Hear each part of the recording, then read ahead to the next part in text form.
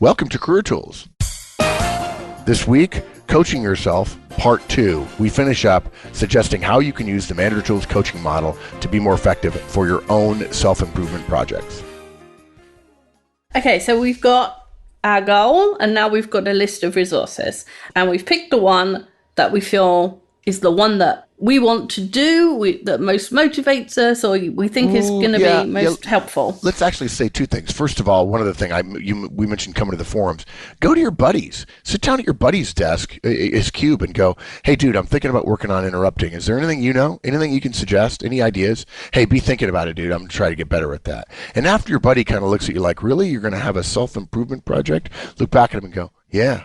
No offense. 6 months from now, well, maybe you won't be my buddy. Maybe you'll be my direct.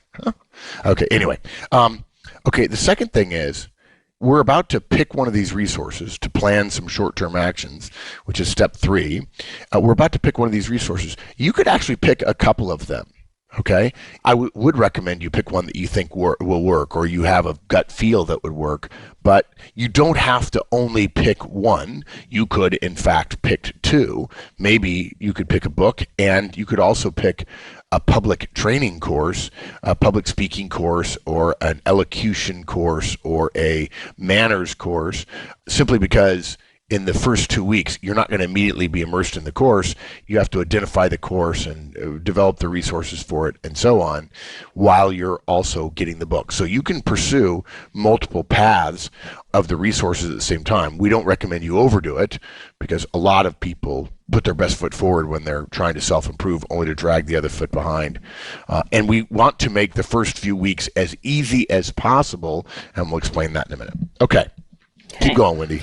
So now it's time to turn this list of resources into something we can start away, like now. Because all the time you're doing nothing between writing your goal and completing the actions, you're losing momentum. So if you set something to do in a week's time, you'll have found all sorts of excuses not to do it. And because as human beings, psychologists tell us that we believe our future self is much more motivated than we are. Our future self is just a better person. Yes. We're going to be better. And that's why we all have Oscar winners in our Netflix queue. And when we sit down, we watch Dumber and Dumber because, Oscar, right now, I think I ought to watch it, but my better self will watch it. And right now, I just want some comedy. I've never heard that modality, That's very interesting. Yeah, apparently it's true. Are you saying that you have Oscar winners in your queue, but you've watched Dumb and Dumber? I haven't actually watched Dumber and Dumber because it's not my thing, but I have watched plenty of stuff with that is very lowbrow, and I do have Oscar winners in my queue. Yes, so, okay. Yeah. So the thing to do is not to depend on future you. You give present you a resource and something to do. And just plan the first couple of weeks. So plan the first... You mean we're not going to plan the entire thing? In other words, if we have 6 months, we're not going to try to write everything down. We're not going to come up with what most people would consider to be a full project plan. Even though this is a self-improvement project, you're saying we don't have to plan the next 6 months. Why not? Why wouldn't we plan the next 6 months? Well, first of all, because we think that future us is better. And when we get to future us, present us will fail. And the other thing is you haven't done this thing before, or you haven't done it to the quality or the level that you want to do it. So you don't know how to do it. So planning for something you don't know how to do is kind of futile. Yeah. And who knows if the first resource you think, okay, I'm going to pick this first resource and it's a training program and I'm going to go to the training on this day and 3 weeks later I'm going to be at this point. Well, who knows if the trainer's any good, if the training actually achieves what it was supposed to do, if you can find a way to fit that into your daily life, if the techniques they teach you work in your environment, you have no idea. Right.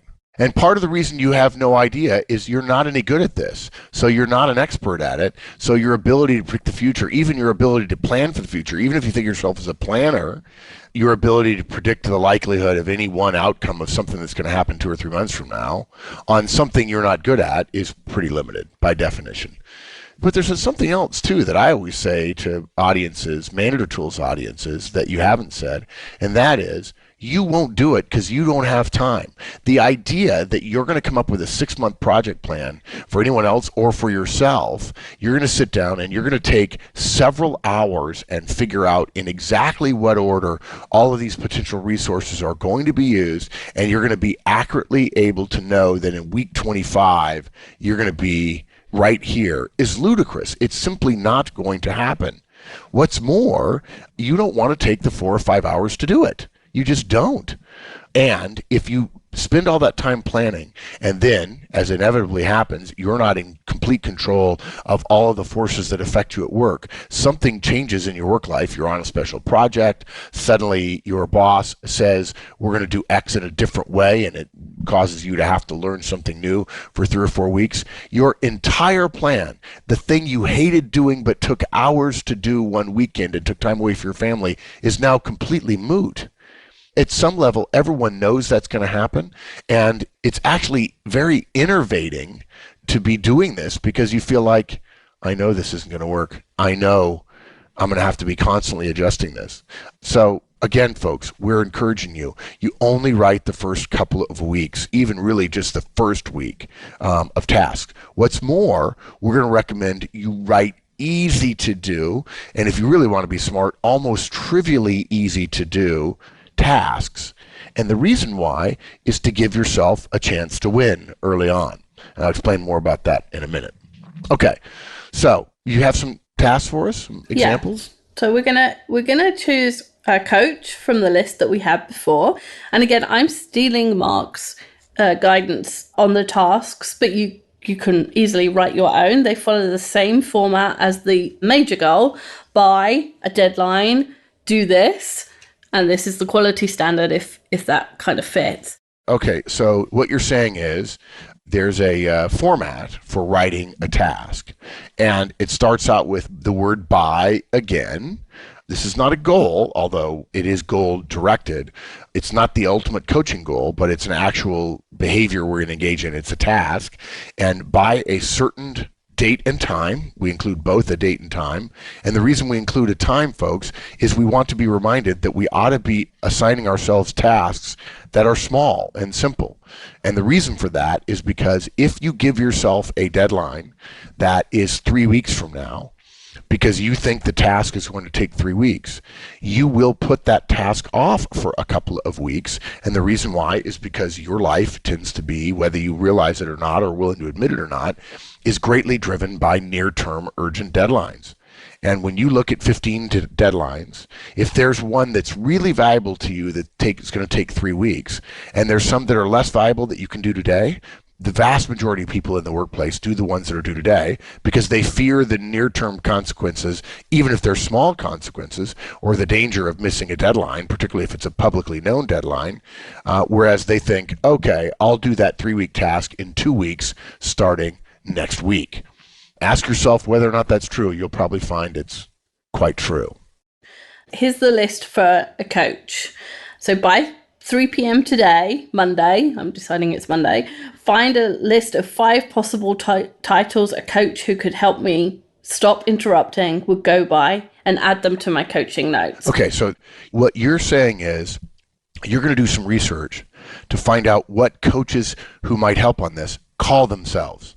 Yes. And this is the first step so that you're not searching for a coach without knowing what they're called. Exactly. Okay. And I would argue, folks, she just said find a list. I don't know that I would say find a list. I would either say write a list or list 5 titles a coach would go by. I think this is just the structure of the sentence that threw me, Wendy. List 5 titles a coach would go by who could help me on interrupting. Yeah. Okay, good. And that's by 3 p.m. Monday, today. By 3 p.m. Monday, which is today. And the reason we're going to add them to my coaching notes, which is the last part, right? When we write goals for directs, we tell them, send me. because they have to, until it's reported, it's not done. As a manager, you don't know that your director's done the work until they've told you that it's done. And let me put it differently. You don't know that they've done the work until they tell you. But technically, folks, in the modern organization, if you haven't heard us say this, we've said it 1,000 times. If you've done work and no one knows it's done, it's not done. The fact that you've completed the task is not, in the modern organization, what's important. What's important is other people can leverage your work. And what that means is your work is never done in an organization until someone else can leverage it further for benefit to the customer or what have you. Even if you think the task you have is only for you, it doesn't matter. Self-reporting, reporting to others that a task is done, is a huge part of organizational life. And as a rule, you don't get credit for doing something unless it's reported as having been done. And if there's no one to report to, then reporting to yourself, that there's something about, as the direct, being able to send your boss a note and saying, I did it, and having him say, good job, even if it's the, Google five books. Go to Amazon and find 5 books on this topic. We're going to give you really, really tiny goals or tiny tasks, because even the tiniest task makes you feel good. And if you can record it in your book and, 3 weeks later when you're thinking, oh, this not interrupted thing is so hard, and you can look back and you've done all those tasks, you'll feel like, okay, I'm making really good progress. And maybe that'll pick you up that day. Yeah. We joke, and it's a really old aphorism, but by the mile it's a trial, by the yard it's hard, and by the inch it's a cinch. And project management theory says that one of the great ways to predict the likelihood of a project's future success is the percentage of early tasks that are green. You've all been on projects, and again, this is a self-improvement project. Coaching yourself is a self-improvement project. You've all been on project teams where the project starts, and in the first 3 weeks you notice that everything's red, and you realize nobody really thinks this thing is going to go, and they think there's no consequences for it, and so therefore they're not applying any of their work, any of their effort to it. And you realize, I can get away with not doing that. I'm not gonna. On the other hand, if you're on a project team and early on a bunch of the early things are done, it motivates you to go, oh, okay, this is something that I got to get done. And if you put that idea together with the idea that 3-week-long tasks tend to not get done, then you're essentially creating a situation where you're not going to have any results for 3 weeks on your self-improvement project, and then suddenly you're going to be red, and it's going to be demotivating. So we want things that are due today and tomorrow. I mean, literally step by step by step by step. You could do 2 or 3 things today, things that last 5 minutes or 10 minutes. And we've talked many times about the example of a book.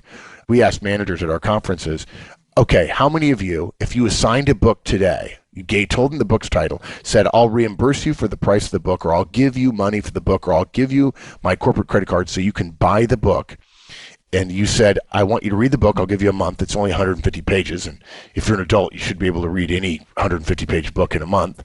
I want you to read the book, and by the way, folks, we're not assuming that somebody has to read the book at home. They can read the book at work, okay? Self-improvement is part of work. I'm not saying you can't do it at home, but we're not going to make you do it at home. And then we ask, raise your hand if over half of your directs will have finished that book in a month without any oversight and will be ready to discuss it. And no one, almost no one, ever raises their hand. And the reason for that is not because people can't read, not because the topic isn't good, not because they hate their boss, but because people tend to delay their work on long-term deadlines. They do, because they have stuff to do today. Regardless of the ethical value of the task, they simply focus on the things they have to do today. They keep their head down and they get through their day. So what we've learned is the way to read a book is 1 page at a time, or 1 paragraph, or 1 chapter at a time. And as an example, just getting the book, if it's going to take a month, the average person delays getting the book. Well, you can't read the book unless you get the book. So let's make it easy for them to get the book. So the example I like to use is, rather than assigning hey, in a month we're gonna discuss this book and I'll give gold stars to people who have read it, you say, no, by 5 p.m. today, let's say we're helping somebody on improving their project management skills. By 5 p.m. today, send me a list of the 5 best books on project management on Amazon.com.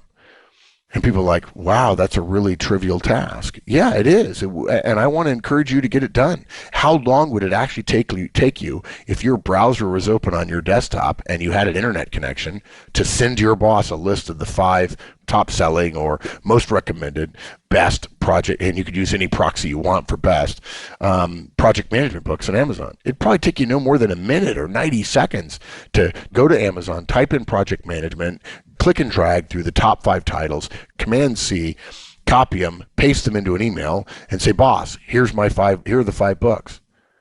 And then by 9 a.m. tomorrow morning, send me a receipt for the book you bought.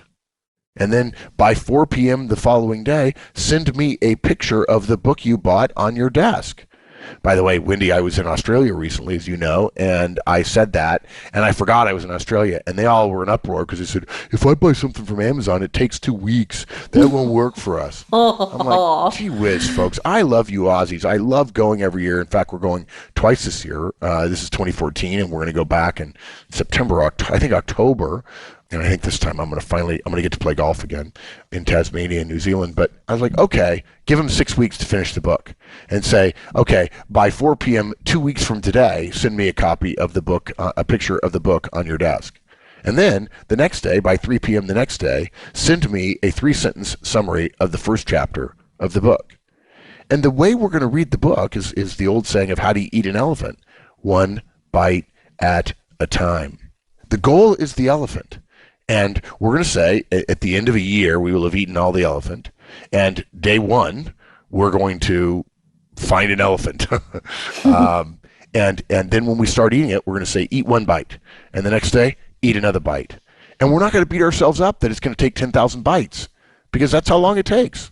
And we're not going to say, at the end of 6 months, we will have eaten a leg. Okay? Because we won't do that task, not just because we don't want to eat elephants, but rather because if you give somebody a task that's going to take 6 months, they're not going to do it today. Okay. Exactly. Sorry, Wendy. This is a passionate subject for me. Yeah, clearly. We'll carry on the example. So we looked up some titles for what an interrupting coach might have as a job title. And here's some more. So by 9 a.m. Tuesday morning, ask Joe for recommendations, as I know he has a coach. A recommendation for a coach? Yeah, because we know he has one, so he might recommend his own. Okay. By 2 p.m. Tuesday, so there's 2 goals on Tuesday. By 2 p.m. Tuesday, decide on a list of 3 coaches I want to contact with their prices and why I chose them, and add those to my coaching notes. Okay. We're coming up with daily tasks, but we don't have a coach yet. No, but it's been 2 days. Like 2 days, it doesn't matter. So by 3 p.m. Wednesday, write notes on the 3 coaches with notes about what I thought about them and which one I've decided on.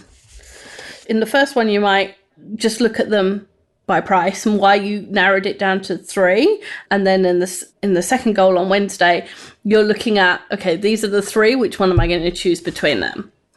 So on Thursday, by the end of dinner on Thursday, have discussed with my spouse which coach I want to hire, the total cost, and get her agreement. Spending money is usually something that families decide together. And on 10:30 on Friday, write down on my coaching notes about my interactions and interruptions during the meeting. So our ops meeting is on Friday morning at 8:30. So by 10:30 it's done, and we would write down how many times I interrupted or heard myself interrupt and how many times I had an interaction. So within less than a week, we've made major progress. Even though we started slow, we've decided on a coach, we've assessed their fit with our goal, and we've established a baseline of the behavior because we counted in the operations meetings so that we can measure improvement. So you've made this progress in a week and you got everything else you needed done. Like, that's awesome. And that kind of feeling of accomplishment, I feel good, and I'm just describing it. That feeling of accomplishment propels you forward. Setting the short, easy goals makes you feel like I'm getting somewhere, and it's like a steam train starting. It starts slow. As time goes on, it gets faster and faster because it you have to get off the inertia. You have to get some momentum going. And the way you get momentum going is having lots of short, small, easy tasks that you can win at. Right. The engineer doesn't put it in full speed ahead the moment he starts. He starts and puts it in first gear, and then you go to second gear and gradually improve. And what's more, he doesn't say, I want to be going 30 miles an hour right now, and immediately start cursing when the speedometer goes from 1 to 2 to 3 to 4. He doesn't. He says, okay, it's going to take some time. If you start cursing early on that you wish you could magically do it, all you're going to do is motivate yourself to go back to, I'd rather go back to not doing it and not feeling bad about not getting there, right? Why bother? We want to give you lots of small wins early on. One thing we tell managers is, if you assign tasks that are 3 weeks long, and it's an important enough thing that this direct has to do it. Think about late stage coaching where someone has to get better or you're going to have to fire them, as painful as that is. If you're assigning 3-week tasks and they're not getting there, if you're smart, one of the things you're going to do is shorten the duration, the deadline for the task. You're going to assign smaller tasks that can be done more quickly. Why put people through the pain of assigning 1 or 2 or 3 week long tasks and then have to essentially punish them and say, well, clearly you can't handle the longer tasks, so I'm going to give you shorter ones. Don't do that to people. Give them the shorter ones. If, in fact, yourself, if you find that you can handle daily tasks easily, start extending the size and scope of tasks to things that will require you to get them done tomorrow or the next day or 3 days from now, and see whether or not you can stay motivated on this self-improvement project about interrupting to do a task that has a 3-day deadline. In other words, that you do a little bit today, tomorrow, and the next day in order to meet the task, the deliverable, the deadline of 3 days from now. If you can do that, try tasks that are a week long. But if you start failing at week-long tasks, immediately cut back to scope your tasks that are small, that are almost baby steps. If, in fact, baby steps is not the phrase you like, it doesn't matter to me. The point is, so what if they're baby steps if it, in fact, gets you where you want to go? Don't assume that somebody will do 3-week tasks when most of us know darn well we don't like 3-week long tasks and we don't tackle them day one. Start with smaller tasks and extend them by showing that you're motivated enough to do the smaller task. Don't give them the longer task and then shorten them, because they're going to feel like they're being overseen, or, as some people say at conferences, micromanaged. So we've got our goal. We've broken it down into some tasks. We're going to start on the tasks. And there's several times we've mentioned writing it down. And you probably want a notebook just for your coaching notes, partly because if it's a self-improvement project and you're doing it on your own, you probably want it to be private. And partly because if you try and take notes about those tasks in a notebook that you use for everything else or anything else, you're going to get confused about what you're looking at. So it's better to have something separate. And each time you achieve one of the tasks, you can check it off or cross it out or put a gold star next to it or whatever you want to do. Because you're not going to get outside reinforcement, you probably need to do it for yourself. And Mike and I are working in the same office this week, and we have a sheet of paper on the wall, a big flip chart paper, and it says successes. And we've been writing down every time we get something done that is on the list, we write it on the list so that we can both see it.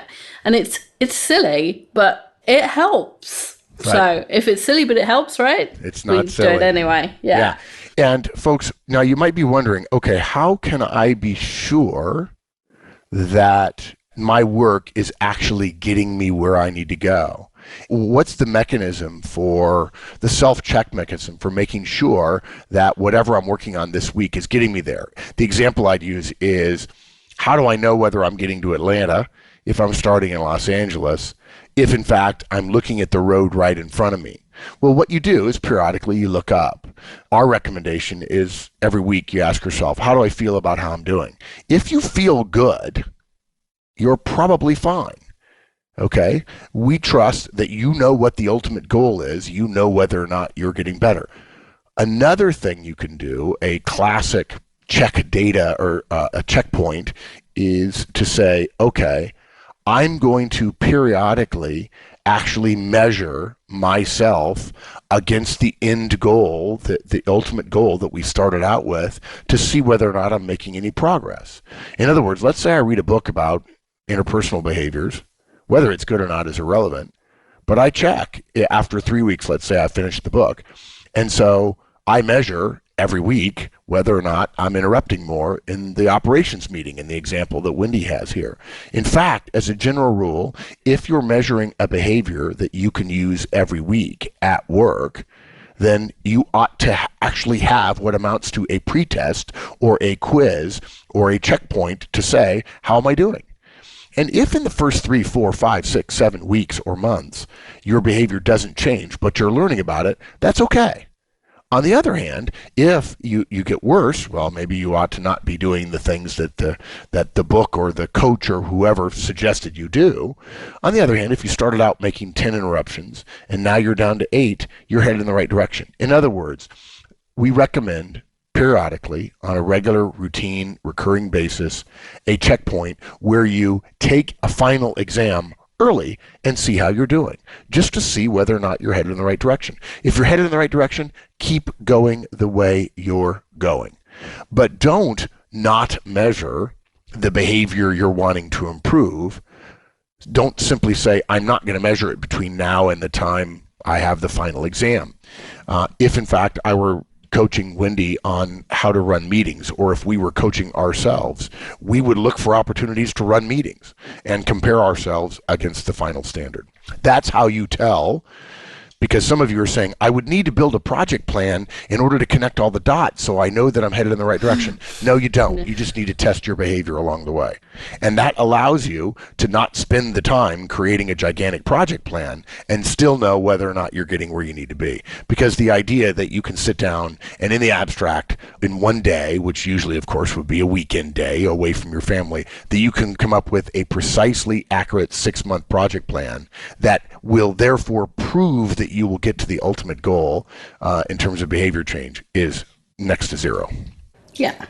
And don't expect a straight line in terms of your improvement. Like you might, if you're doing interruptions, you will not have 5 and then 4 and then 3 and then 2 and then none. It just, you're human, and that's not how human beings work.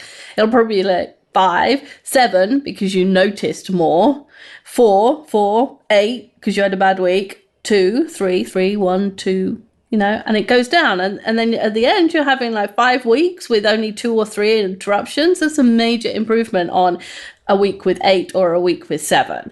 So human beings don't move in straight lines, so don't expect yourself to do so.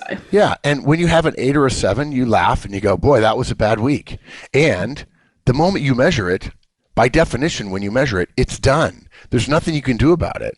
All measuring is of the past. So let yourself off the hook. Do what you would do, what you would want your boss to do if you had been showing some effort and some improvement, and then you had an off week. What would you want your boss to do? Since you are your own boss in some ways of some behaviors, what would you want your boss to do? You want your boss to go, hey, that wasn't that great, and I know you're working hard, and I'm going to hold you accountable, and I want you to do better, and hey, stuff happens.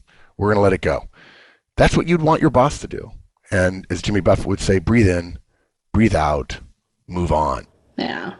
So once you've used a resource up, choose a different one. So you might not have gone to a coach to begin with because it's expensive. You might have found a YouTube video with some tricks, and you've used all those and you've got the hang of them, and they've improved your interrupting from 10 times a meeting to 8 times a meeting. So now you choose a book or another resource, or you choose a couple of resources to use simultaneously. You need to be careful not to overwhelm yourself, but go back to your list of resources, choose one or more other ones, and do the same thing. Yeah. Set tiny goals. So if it's you're going to buy a book, choose one. That's a goal, a task. Getting it from Amazon, that's a task. Just because you're going through this process and you're getting better at it, you don't need to make the goals harder or the tasks harder. You can keep them dead simple and keep having those easy wins. Yeah, if you like a resource, keep using other resources like it. If you don't like it, stop and try a different one. It's silly to believe that in an area where you're not good, you're going to have great insight into the resource that will help you make it better. We're really, again, agnostic about the resource. Now, you may know something about yourself. I've joked before that when Mike wants to get better at something, Mike reads 30 books and becomes an expert. And he doesn't actually improve for quite a while, but then after he's read all the books and he assimilates all that information, then he becomes a Jedi Master of it. That's not me. I'm not going to read 30 books and stay in neutral. I'm going to take a swing at the thing right now, and then I'm going to call a buddy of mine and say, hey, will you please do this for me and tell me how you do it? Neither one of those is right. They're just different. And if I'm working on something that doesn't respond well to calling a buddy, and I call a couple of buddies and it doesn't work, I'm going to end up doing something different, maybe even reading a book, which, by the way, I'm more than happy to do. But that's not how I normally learn a new behavior, where it is how Mike learns new behaviors. But how you learn a new behavior is up to you, and none are necessarily better. What matters is the behavior gets learned, can be practiced, and you can, in fact, engage in that behavior to meet the standard that you set. So shall I sum up? Sure. So first of all, decide on a goal, and that has a date, a behavior, and a quality standard. Brainstorm resources or steal somebody else's list. Plan short-term actions and celebrate when you get them done, and report progress versus the goal. And you can get better at anything. All you have to do is choose something and get started. And it doesn't matter what you choose either. Just because interrupting is my worst habit, I might not choose that. I might choose something that's easier to change, something I picked up later in life that I haven't been doing as long, so that it's easy and I get to win at that. And then I try the hard thing. Because it's a self-improvement plan and you're choosing, you get to choose. Right. And that feeling of early accomplishment is the feeling of success. And that's what gives you the motivation when it's hard. And it increases the chance of you getting to the end goal. Right. Okay. Thanks, Wendy. Thanks. Bye, everyone. There you have it, folks. The entire Manager Tools coaching model applied to you. We know it took 2 weeks. Sometimes these things just take a little longer. Hope it helped. Come back next week. After all, this is Career Tools, and we're pretty good every week.